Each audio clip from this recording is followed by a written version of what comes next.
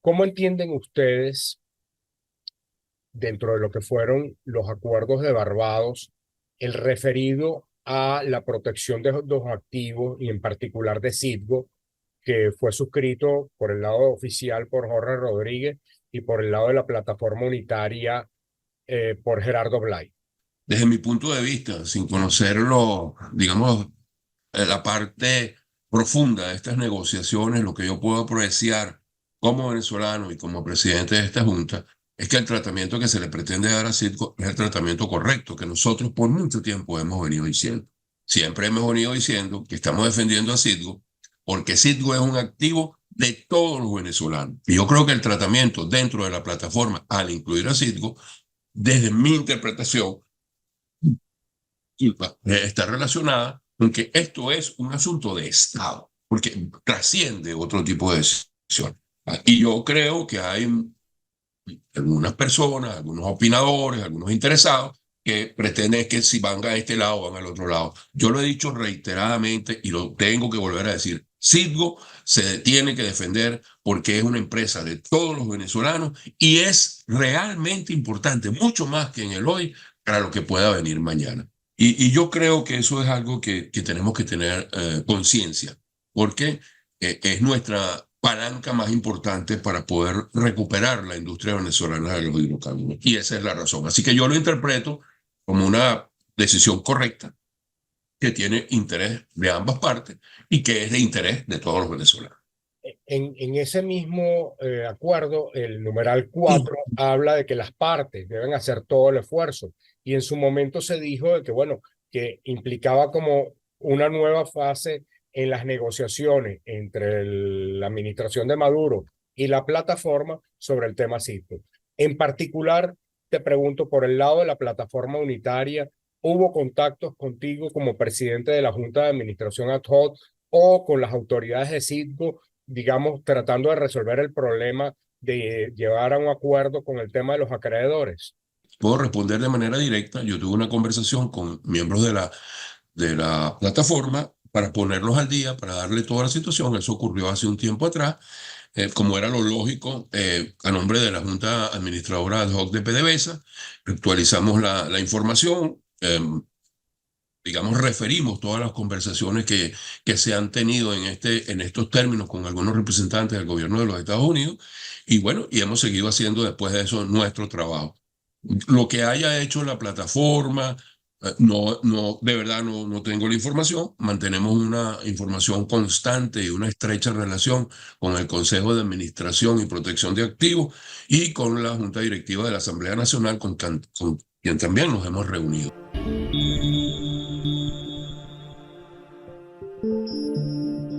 Entonces, Estamos hablando de la Asamblea Nacional de 2015. sí, efectivamente. La, la, la, Hay una prohibición expresa en los estatutos de la transición de tener otro tipo de contactos con otra Asamblea Nacional o con PDVSA Matrix. Eso está expresamente limitado, pues. Entonces, yo creo que lo que podría agregar es que hemos hecho todos los esfuerzos para que el mundo político esté debidamente informado. con esta decisión que toma la Corte Federal, ¿en qué situación legal queda, digamos, la acción de los acreedores? Es decir, ¿es inminente un remate de Citgo? Bueno, mira, yo te voy a decir muy sinceramente, voy a comenzar por el lado negativo. Yo creo que hay un altísimo riesgo de que Citgo definitivamente se pierda. Eso no se puede negar. Pero por el otro lado, te puedo decir que todavía hay algunos espacios importantes que nosotros estamos dispuestos a operar, que estamos dispuestos a pelear desde el punto de vista jurídico, legal y político para que eso no ocurra.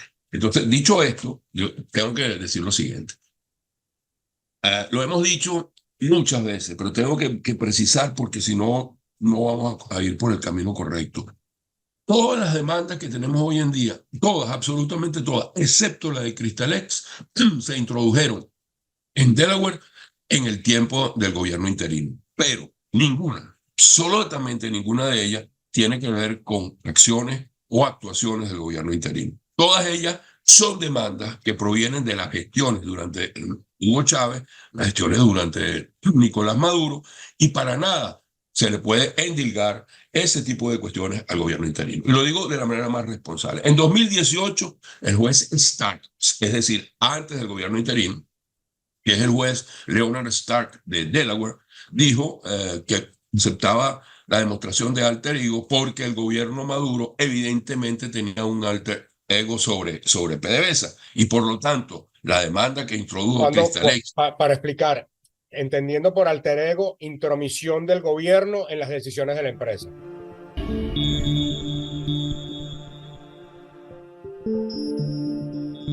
Claro, pero en las decisiones del día a día, de todas aquellas que tienen que ver con el giro comercial. Por ejemplo, no puede ser que tú digas que hay alter ego porque a una junta directiva de una empresa del Estado la nombra la asamblea o el congreso de ese país o la nombra el presidente de ese país, porque eso ocurre en todas las empresas estatales del mundo. ¿Quién nombra la junta directiva de Exxon? La junta directiva de Exxon la nombra la junta de accionistas. No se nombra sola. Entonces, ¿quién nombra la junta directiva de PDVSA? Pues el accionista. Claro, ¿y quién es el representante del accionista? En el momento que existe un ministro que es el representante del accionista y existe la presidencia que es, al fin de cuentas, quien maneja todas estas cosas. Entonces, no es eso alter ego que sea nombrado el presidente por la asamblea ni por... Eso es absurdo. Lo segundo es que el alter ego se denota cuando vas a todas las decisiones que se toman. ¿A quién le debes entregar un campo? ¿Cuánto debes, digamos, a emplear o desemplear? ¿Cómo tienes que manejarte? ¿A quién le puedes vender? ¿A quién le tienes que comprar? ¿A dónde tienes que enviar? Eso no es una decisión que debe tomar solamente, o es una decisión que debe tomar solamente la junta directiva de la empresa, porque para eso fue nombrada. Entonces, cuando hay intromisión más allá de los lineamientos, tú lo sabes muy bien y también, o mejor que yo, que siempre el ministro de Energía, en los tiempos correctos, enviaba lineamientos a PDVSA. ¿Cuáles eran los lineamientos? ¿Queremos aumentar la producción o no queremos aumentar la producción? ¿Vamos a seguir dentro de la PEP o no vamos a seguir dentro de la PEP? Queremos fijar un largo plazo de tal sentido. En ese tipo de condiciones hay que mejorar la efectividad, hay que reducir costos. Esos son los lineamientos. Ahora, el gobierno no le decía a PDVSA, mira, para reducir los costos tiene que hacer esto y esto y esto, que es lo que ocurrió hacia adelante y es a lo que se refiere el juez Stark. Pues bien, dicho eso, el juez Stark declara el alter ego y lo pone. Vienen entonces otras demandas a Delaware y el juez Stark dice en su decisión que el alter ego de esas empresas que están llegando tiene que ser demostrado en el lapso desde que introducen su demanda. Y la demanda la introdujeron durante el gobierno interino, motivo por el cual la demostración del alter ego tiene que hacerse entre la relación gobierno interino, administradora ad hoc de PDVSA. ¿Correcto? Bueno. Todo ese proceso ocurrió desde el año 2019. Tuvimos una audiencia judicial, donde yo asistí a nombre de la Junta Administradora de PDVSA. Fue una sesión de 4 horas. Quienes conducían desde el punto de vista de los acreedores era la empresa Owens Illinois, y estaban los demás allí, pero ellos eran los encargados. Y estuvimos debatiendo eso, porque era recurrente que su pretensión era demostrar que había alter ego, pero incluyendo a Maduro. Y eso no es lo que estaba establecido en la decisión del juez Stark, y no era lo pertinente. No pudo ser demostrado, y solo ocurrió en este año, el año pasado, 2023, solo ocurrió el pronunciamiento de Stark diciendo que había alter ego, y con cuestiones de que el presidente fue nombrado por la Junta, por la Asamblea Nacional, que habían declaraciones públicas. Y pues, es que el presidente de la Junta tiene que declarar. Entonces, no había una razón de fuerza y por eso nosotros fuimos a la Corte de Apelaciones. Al llegar a la Corte de Apelaciones, expusimos todos nuestros argumentos, que sería muy largo enumerar aquí esto, pero expusimos nuestros argumentos con convencimiento. La Corte de Apelaciones, a mi modo de ver las cosas, de todos los que integramos el equipo y de los abogados que nos están asistiendo, toma una decisión que se ve en la obligación de apelar yo, para decirlo coloquialmente, apelar a la muletilla de hablar del gobierno de Maduro y de lo que ocurrió en todos estos años, desde Chávez, Maduro, tuvo que hacerlo, porque era la única forma que podían sustentar que había alter ego. Eso motivó una reacción muy fuerte de parte de nosotros, porque definitivamente sabemos que eso no es así, y fuimos entonces en una recurso, el certiorari, a la Corte Suprema, porque de verdad estamos convencidos de que nos asiste la razón. Es cierto, hay una decisión de un juez federal, nosotros no hemos dejado de acatar ninguna de sus órdenes, hay una decisión de la Corte de Apelaciones que tampoco nos parece correcta, es algo así como la aceptamos, pero no la acatamos, pero no la podemos aceptar, porque definitivamente no es cierta. Y estamos convencidos de eso. Y entonces ahora viene el certiorari y bueno, la Corte Suprema, que es otra cosa que por allí dicen, la Corte Suprema ratificó lo que dijo la Corte de Apelaciones y entonces el gobierno interino tenía acceso al dinero y usó el dinero y hay alter ego. La Corte Suprema no dijo eso. La Corte Suprema dijo que no iba a entrar a conocer el fondo del asunto porque no consideraba que era lo pertinente desde el punto de vista de las prioridades que tiene la Corte Suprema de Justicia. Motivo por el cual no se pronuncia favorable a la Corte de Apelaciones ni favorable a nosotros, sencillamente no toma el caso. A tu manera de ver, eso fue lo que ocurrió en este caso. Efectivamente, eso fue lo que ocurrió, porque obviamente, y en estos momentos la Corte Suprema de Justicia también en los Estados Unidos tiene una cantidad de acciones que obviamente tienen prioridades y que son mucho más desde el punto de vista político e impacto social. Lo que estamos argumentando para que también la Corte Suprema conociera esto, y así lo seguimos pensando, es una decisión suprema, como lo dice, y bueno, ok. Pero ¿qué es lo que estábamos diciendo? Estamos diciendo que las decisiones en la Corte de Apelaciones y en la Corte de Delaware pueden tener un impacto posterior sobre esta doctrina de alter ego, porque hay muchas empresas estatales, porque hay muchas cuestiones que considerar. Entonces, sí, pensábamos que era interesante que conocieran esto, era interesante que además de esto conocieran algo importante, que es la Corte de Apelaciones, como ya lo mencioné, para sustentar su decisión hace referencia a Nicolás Maduro y el gobierno de Nicolás Maduro no está reconocido por el gobierno de los Estados Unidos, o sea que está incidiendo en la política exterior de los Estados Unidos.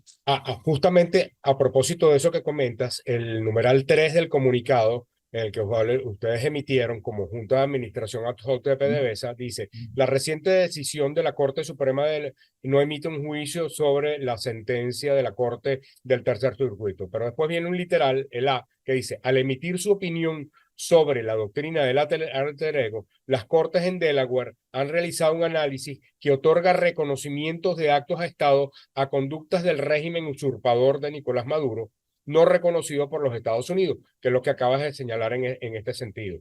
Entonces, pareciera por esto que ustedes están diciendo que esta decisión termina como reconociendo al gobierno de Maduro. Pero ese era uno de los puntos fundamentales para decir, oye, ojo, que aquí en esta decisión se tomó como apoyo, como palanca de apoyo, las decisiones del gobierno de Maduro o la relación del gobierno de Maduro con PDVSA, que siguen siendo igual. Por supuesto, todo el mundo lo sabe que siguen siendo igual, pero ese no es el gobierno que reconoce los Estados Unidos. Dentro de esta decisión surgen estos comentarios reforzando la idea de que habría existido alter ego después que se instala el gobierno interino con respecto a las decisiones de Citgo, a propósito de estos señalamientos, algunos con fines políticos, otros no lo sabemos, en los cuales se señala que hubo otorgamiento de recursos financieros, de dinero, por parte de Citgo al gobierno interino. Entonces, a criterio de ustedes, ¿de dónde surge esa, si lo estás negando, de dónde surge ese señalamiento o esa acusación?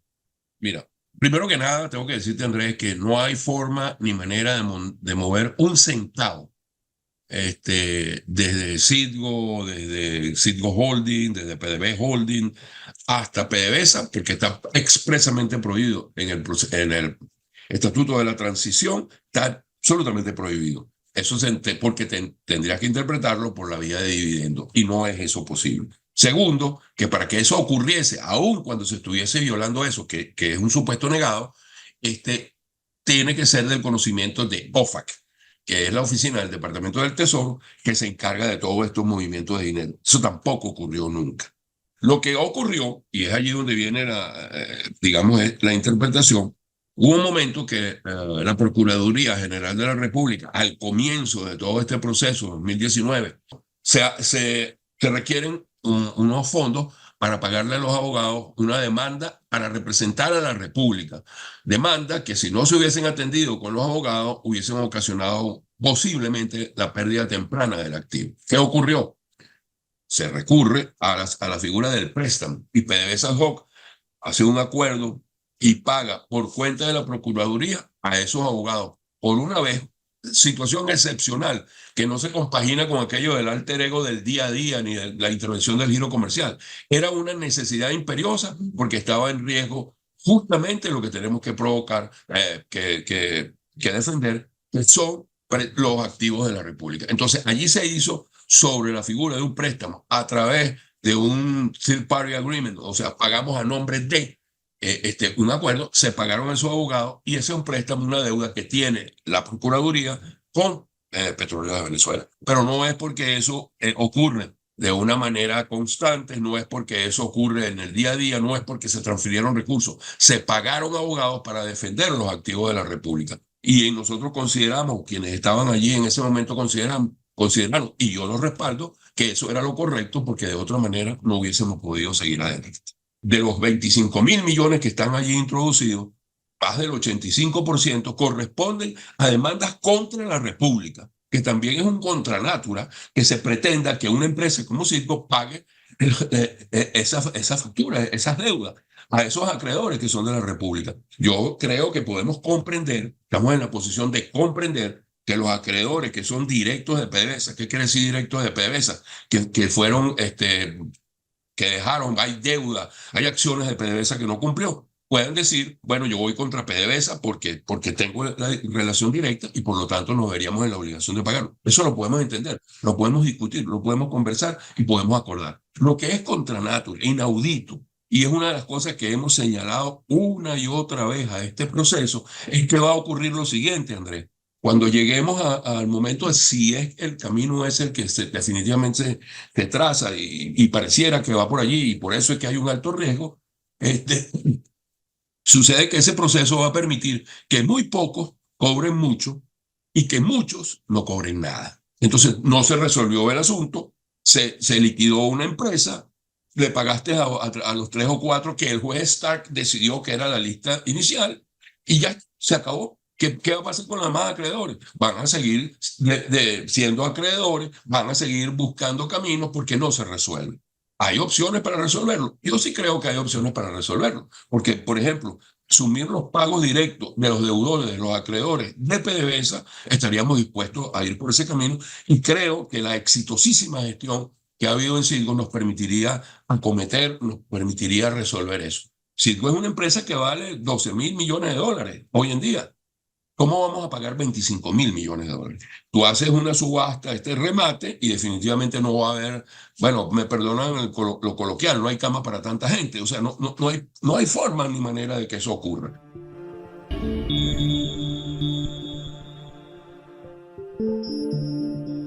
En la actualidad, la única protección para evitar que Venezuela pierda Citgo es esta restricción o prohibición que hizo la OFAC. Los bonos 2020 tenían directamente una licencia OFAC para ejecutar el embargo en el caso que no pudiéramos pagar. Y se consiguió entonces suspender la ejecución de esa licencia por parte de OFAC, hasta tanto no se resolviese el caso en los tribunales. Con esto quieres decir que, es decir, esa restricción es solamente para los tenedores del bono 2020. Pero, Correcto. por ejemplo, Crystal Lake, todo lo que está en Delaware, ahí sí, esos acreedores sí pueden llevar adelante y seguir. El juez Stark permitió que eso ocurriera por una decisión que OFAC dice, donde básicamente lo que dice es puedes aceptar a todos los que están demandando, aunque no tengan licencia, porque no tienen licencia. La licencia la otorgará o no, difícil que no la otorgara, pero la otorgará o no la OFAC al final del proceso de venta forzada, repito, si es que ese es el camino que finalmente se toma. ¿Cómo se mantienen, digamos, los nexos entre ustedes como Junta de Administración ad hoc con la OFAC? No hay una digamos, no hay una de ninguna manera una mala relación, solamente que este tipo de decisiones se toman en un nivel más elevado que corresponde a entes políticos porque son unas decisiones mucho más políticas.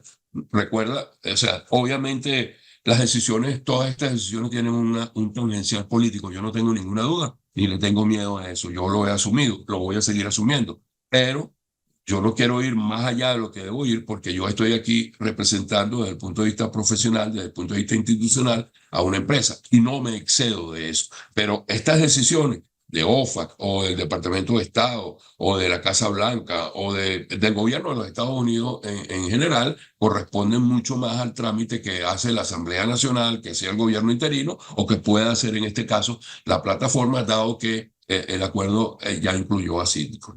El trabajo de ustedes en la Junta de Administración ad hoc se ha complicado por la desaparición del gobierno interino. La verdad, los primeros meses fueron complicados. Yo puedo entender, podría entender también que para algunos, digamos, funcionarios del gobierno de los Estados Unidos también fue una situación muy confusa. Posteriormente hubo una gran cantidad de discusiones donde llegaron al acuerdo de dar un reconocimiento desde el punto de vista de los activos en el exterior, la defensa de los activos en el exterior, a la Asamblea Nacional, y se creó el Consejo de Administración y Protección de Activos, CAPA, y con el cual nosotros hemos venido trabajando. Y a partir del mes de abril, pues yo creo que la cosa comenzó a fluir más o menos igual como estaba antes. ¿Tú dirías que en buena medida una manera de intentar proteger a Citgo es que haya algún acuerdo político, es que se logren, digamos, que esta instancia de Barbados se active de alguna manera efectiva y le dé prioridad a ese tema de Citgo, así como se lo da al tema de las elecciones? ¿Qué es lo que estaríamos diciendo? Bueno, estaríamos diciendo que lo hemos pedido reiteradamente y decir, bueno, mira, este proceso que se pretende llevar adelante no va a resolver la situación, va a crear muchos más problemas porque un gran número de acreedores va a quedar por fuera que tienen además exactamente el mismo nivel, fueron expropiados. ¿Ok? Esos van a seguir protestando porque no van a cobrar absolutamente nada bajo el esquema actual.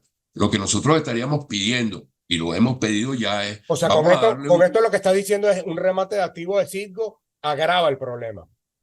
claro, porque rematas a Citgo, eliminas a Citgo y además no resolviste el problema de los acreedores.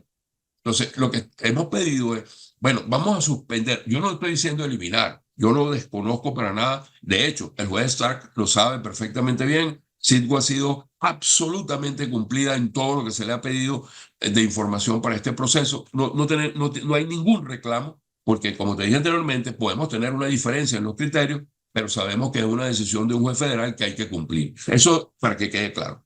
Lo que estamos tratando de decir, mira, no quiero que lo político se meta en lo jurídico. Esto no ha terminado.